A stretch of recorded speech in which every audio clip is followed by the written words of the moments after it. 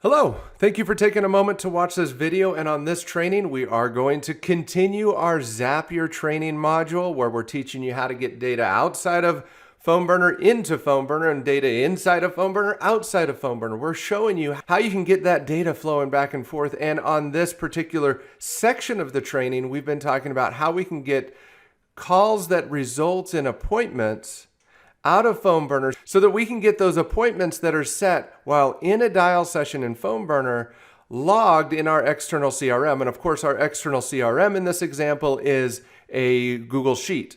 And we've got a QA team that's reviewing those appointments to ensure that they actually are qualified appointments.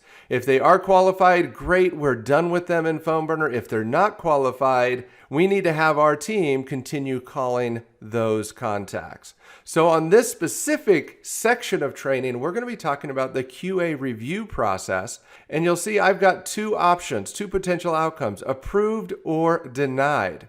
If it's approved, we need to update it in PhoneBurner, letting PhoneBurner know that it's approved and we don't need to deal with it anymore. If it's denied, then we need to make sure that that record gets moved back into a calling queue.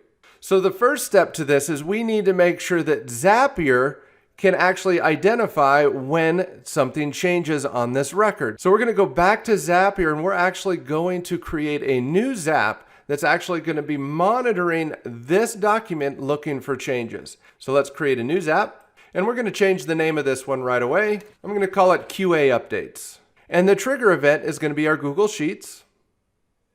And what is going to be that trigger? A new or updated spreadsheet row. That's what we're looking for. We're looking for an update to a spreadsheet row. Once this is updated, that's what we want to trigger this event. So let's go back here and we're going to do new or updated spreadsheet row.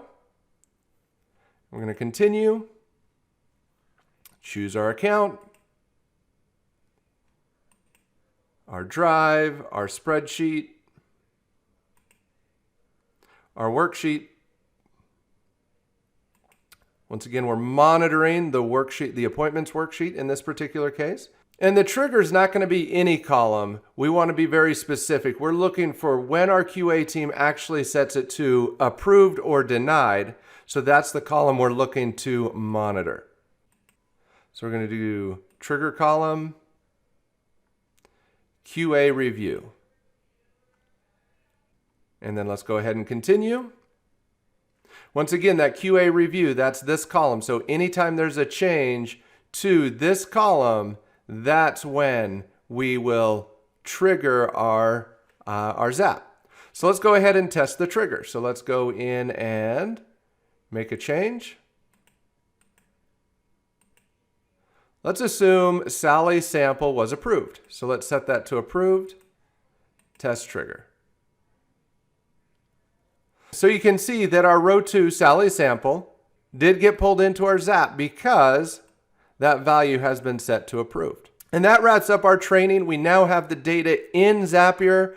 We're going to pick it up on our next video where we're going to talk about the actual action step. Make sure you continue watching the other training so you can see how we're going to deal with approved versus denied once that data is flowing into Zapier. Thanks again and happy dialing.